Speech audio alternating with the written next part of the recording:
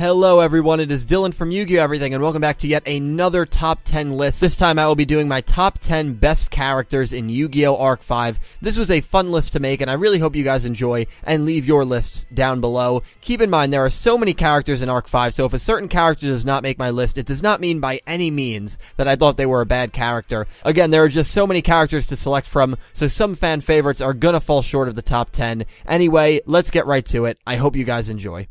Number 10. Just making this list is a character that might not be on too many lists, and that is Tsukikage, aka the Ninja Dude. Tsukikage is introduced to us in pretty awesome fashion by saving Yuzu and Serena with the additional help of his brother Hikage. The reason he makes this list for me can almost be summed up by one word: selflessness. I would argue that he is the most loyal, selfless character in all of Yu-Gi-Oh!, and I absolutely love that trait in people. This is best shown in the duel against the Obelisk Force members in that crazy 6-on-3 duel back in Standard. He continually used his own trap card to negate attacks at his other team members while just continually taking damage himself. This is also shown when he actually loses a duel on purpose at the orders of Akiba Reiji during his duel against Shinji. This was so that he could be sent to the underground facility and work as a messenger due to his incredible evasion skills. Also, did I mention that the guy is a freaking ninja? There was one point where he jumped off his D wheel to grab an action card and landed back on it like nothing happened. Between his abilities and more importantly his loyalty, Tsukikage was a guy I loved watching. I just couldn't put him higher on this list because we never got any backstory about him, and he just didn't duel all that much, so he just makes this list at the number 10 spot. Number 9. Number 9 belongs to the pioneer of entertainment dueling, and that is Yusho Sakaki. I've said it before, and I will gladly say it again. Yusho is the man that everyone should strive to be. He is just genuinely one of the friendliest people in the entire Yu-Gi-Oh! Universe. If a magician was ever to be a duelist, that magician would be Yusho. We learn at the start of the show that he revolutionized entertainment dueling, and that he is the father of our main protagonist, Yuya. We don't see Yusho in the flesh for over 100 episodes, and we really only see glimpses of his duels, but every time the guy dueled, it was magnificent. The way he was able to troll Dennis in that church-esque building, and then the way he trolled Yuri was so much fun to watch. I wish we just saw more of Yusho's dueling, because in those two instances, I really didn't mind action duels. They were legitimately fun to spectate. What I loved about Yusho moreover than all of that was just how pure of a character he was. Even after Akiba Leo, his former friend, led a genocide in the XZ's dimension, Yusho was still willing to forgive Academia and Akiba Leo. He was just a pure character, he was a truly entertaining duelist, and he was just idolized by so many characters throughout the show. He couldn't not make this list for me. Alas, he only dueled fully once on screen and wasn't introduced until way later in the show, at least in the flesh, so I can't put him any higher for those reasons. Still, despite his short on-screen time, he makes this list for me at the number 9 spot. Number 8. The girl on the thumbnail takes her place at 8, and that is Yuzu's fusion counterpart, Serena. I'll give away a spoiler for the rest of this list, but Serena is in fact my favorite bracelet girl in Yu-Gi-Oh! Arc 5, so yes, that means Yuzu does not make this list for me, along with Ruri and Rin. Yuzu just missed out, but let me explain why Serena is my favorite and made this list for me. I love her independence and fiery personality. That to me is what made her stand out from the other 3 bracelet girls in Arc 5. I also felt there was more dimension with her character than any of the other 3. She originated from Academia and was shown in a flashback that she tried to escape confinement because she wanted to fight in the war against the XZ's dimension. Leo obviously wouldn't let her since she was vital for his plans to revive Rei. She manages to escape accompanied with Barrett and tried to destroy any XZ's duelists in Standard. She carded Hokuto and almost carded Sakuragi until Reiji stopped her. She quickly learned about the horrors of Academia's plans and had a change of heart. This is where her character became on level playing field with Yuzu, whose character also got off to a really great start. However, we then went to the Synchro Dimension, where arguably Serena took over as the lead female. She lost a really enjoyable duel to Yugo, and then unfortunately was brought back to Academia in episode 92. After that, almost all the bracelet girls became pretty much wasted, and were never used again, not counting the brainwashed gimmick. But here's the thing, Serena was the only bracelet girl who did not have to heavily rely on a U-boy for relevance. Without Yugo, who really cares about Rin? Without Yuto, Ruri? Heck, even Yuya with Yuzu, even though yes, Yuzu did make more connections actions than Ruri and Rin did, but Yuzu's only line became shouting Yuya for the last 25 episodes of the show. At least when all the Bracelet Girls became so underwhelming, Serena still had that individual pride that made me and a lot of us fall in love with her at the start of the show. At least that's the way I look at it. So Serena does come in 8, which could have been and should have been so much higher on this list had she been written better, but still, 8 is not a bad placement considering she never dueled Not Brainwashed in the last 63 episodes of the show. Number 7. Coming in at 7 is definitely going to be a controversial one, and that is Yuya Sakaki, the main protagonist of Yu-Gi-Oh! Arc 5. This is only the second time the main protagonist is not my favorite character in their respective show, and probably the first time the main protagonist would not make my top 5 for their respective show.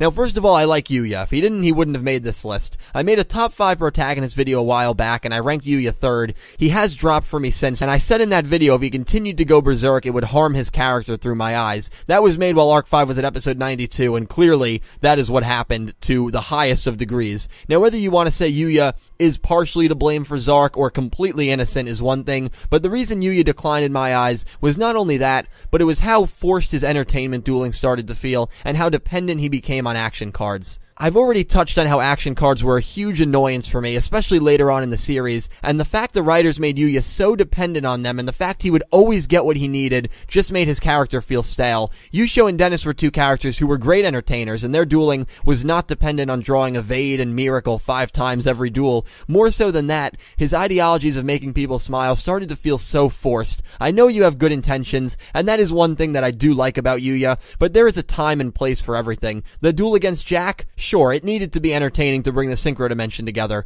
The duel against the Tyler twins after they brutally and almost killed Alan, Sayaka, Gong, and Shingo? No. The entertainment was not necessary and not realistic. You are in an interdimensional war, and you're still trying to make people happy. The same people who have killed so many innocent citizens, it's just not realistic, and those were the duels that the redemption scenes felt so forced, and they just felt out of place. I mean, down the stretch of the show, I rarely rooted for Yuya because his dueling really started to get on my nerves, and the writers, for some reason, pitted him against fan-favorite characters. Gong, Shingo, Tsukikage, Dennis, Shun, Reiji. They never gave him a chance to defeat a twisted evil villain, which would have really let fans get behind his character, kind of like Zexal did with Yuma and Don Thousand. I mean, how many people actually rooted for Don Thousand in that duel? You know, I was rooting for Yuma.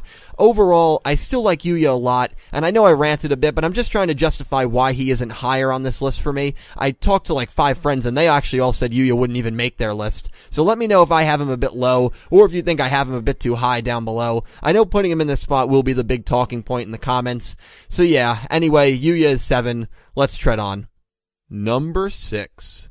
Coming in right ahead of Yuya is his fusion counterpart, and that is Yuri. Yuri is the most sinister of the U-Boys, and I really thought he was the breath of fresh air that Arc 5 needed, considering how incompetent Leo Akaba was as a villain. Yuri was maniacal, twisted, ruthless, and was just a treat to watch. The problem was just that, though. It took forever, over 100 episodes to see him duel that didn't get stopped or interrupted. It took over 120 episodes to see him duel one-on-one uninterrupted, which was against Asuka. After this, though, we do get a very heavy dose of Yuri, and it was honestly a pleasure watching him take down Asuka, Sora, Yugo, Kaito, Edo, Yusho. Damn, in a short period of time, his hit list is massive. Ultimately, Yuya takes him down, and the two go on to merge in Reborn Zark. And after that, that's where my issue with Yuri comes in. I didn't mind them waiting so long for him to duel. While I wasn't a huge fan of it, it wasn't a massive complaint or anything like that. But after Zark is defeated, Yuri is on great terms with all the other U-Boys and is treated as if he did nothing wrong at all. He shows no resentment, he now supports Yuya to the fullest, and it honestly just makes no sense. While maybe some people can look past that,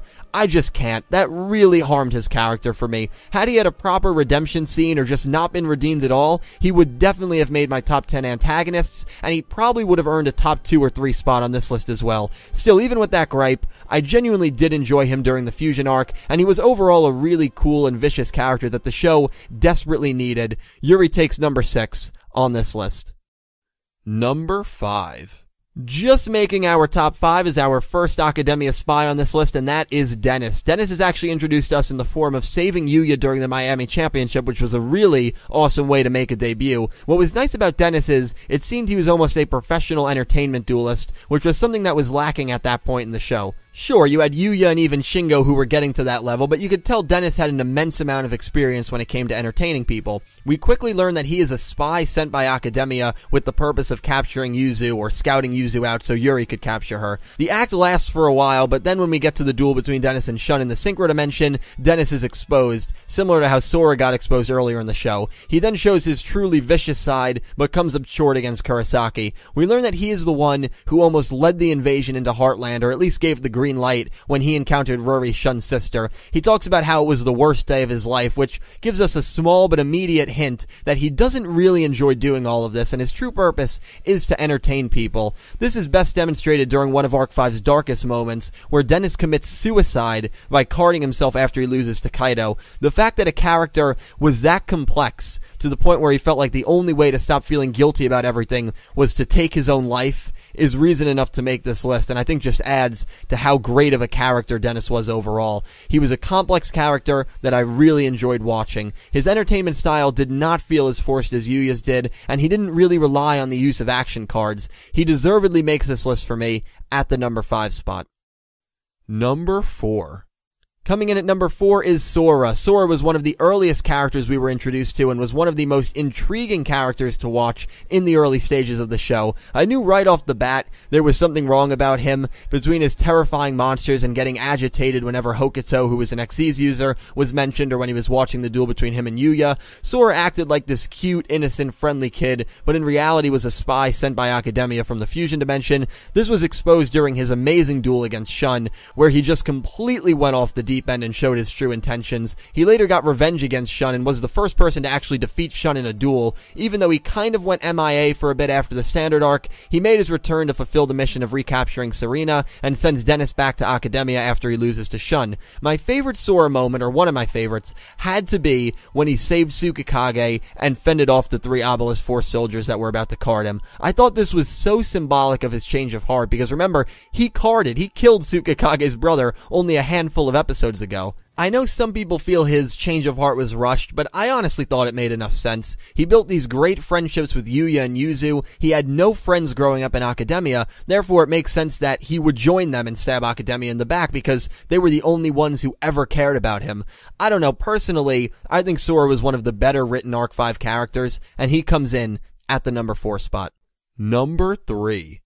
We have now entered the top 3, taking the bronze medal as the Xyz counterpart to Yuya, and that is my favorite U-boy, Yuto. Now, I know a lot of people will probably say, how the hell can you put Yuto this high? The guy was dead for 95% of the show, and while that definitely is a fair counterpoint, and one that I can't really defend, I will give my reasonings on why he is my favorite U-boy, and he does deserve to make this list at this high of a spot. I know a few people feel he didn't have much character development, but I disagree with that. In fact, I think Yuto had one of the most realistic outlooks and backstories of almost any character in the show. He was obviously in Heartland when his hometown was under attack, and we immediately see him with his dual disc out ready to battle the oncoming Academia soldiers. Then he sees Ruri, someone who he obviously cares for deeply, crying, talking about how this shouldn't be happening, which puts the prospect of dueling for smiles in Yuto's head. However, he has a much more realistic and human-like outlook on this scenario than Yuya does. While he does believe Yuya and Ruri's words, he has an extremely difficult time forgiving anyone who attacked Heartland,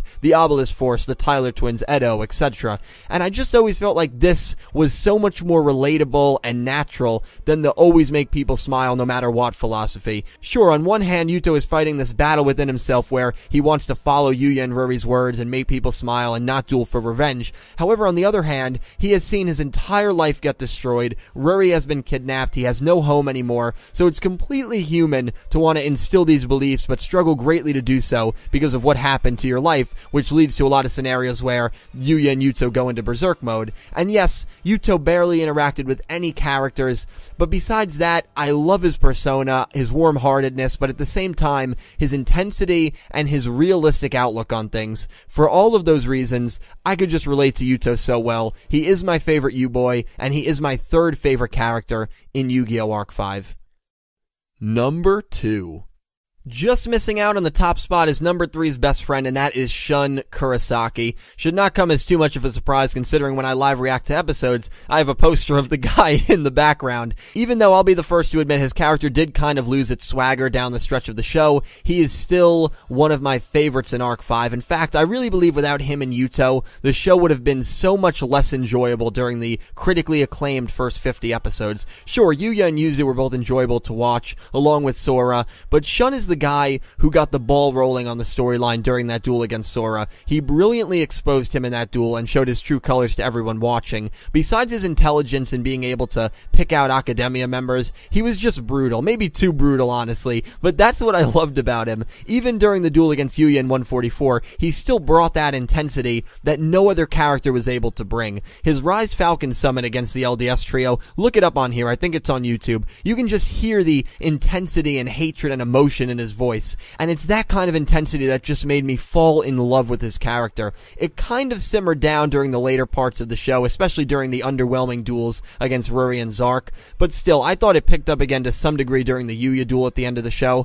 He eventually became softer, which I didn't think was a bad thing. Sure, I loved him because of his lone wolf mentality, minus Yuto, and the intensity he brought to every duel he was involved in, but trusting people and becoming friends or comrades with other characters isn't necessarily a bad thing. I think it might have harmed his character a little bit, but not enough for me to say it ruined his character or anything to that degree, because overall, I would argue that he was the MVP of those first 50 episodes. Moreover, one of the MVPs of the entire show. I just love Shun, and he is the second best character in Arc 5, in my opinion.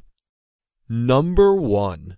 Well, this one has to be a dead giveaway due to process of elimination. The best character in Yu-Gi-Oh! Arc 5 is Reiji Akiba. Reiji is everything you want in a rival character. A fantastic duelist, calm, calculated, intelligent, motivated. He literally is the embodiment of everything I personally look for in a rival. Nothing happens in Arc 5 without Reiji. He was always seemingly one step ahead of everyone, whether it was the Council in Synchro, his own father at Academia, Rajay, Shun, Serena. It didn't matter. He always knew what was going on and what people were going to do. He was able to develop technology that let the Lancers travel through the dimensions. Moreover, he was the one that created the Lancers, and without that, Zark probably destroys everything in this world. The one negative I will say about Reiji is he didn't duel enough. After his second duel with Yuya, he didn't duel again until he defeated Rajay in episode 99. Through the first 130 episodes, he only dueled 3 times. That is it. Which, let's be honest, that is a really, really bad dueling presence. He duels 3 more times in the last 18 episodes, but still, I wish he did have more duels. Besides that one gripe, I thought he was almost a flawless character. There was always that thought that he might turn evil or he might be the mastermind behind the greater picture, but it never happened. It was all conspiracy theories by us fans that never came true. So looking back on that in hindsight, it just makes me like his character more, knowing that he was always being genuine in all the things he did. Between Reiji's intelligence, dueling ability, and the fact that barely anything moves forward without his leadership, he was just a treat to watch and a character that I really will miss dearly going forward. Reiji is the best character in Arc 5, in my opinion, and therefore tops my list. Thank you all so much for watching. I really hope you enjoyed my top 10 characters in Yu-Gi-Oh! Arc 5. Remember, this was all opinion, whether you agree or disagree. I hope you enjoyed, and I hope you leave your lists down below. We have one last video for Bonanza Week, and that is the top 10 duels of Arc 5, which should be a lot of fun to talk about. I have had a lot of fun this week. I love talking to all of you guys about this, and I hope to hear from you again on this hot topic. Thank you all for watching. Thank you all for the support, and I hope you have an amazing day.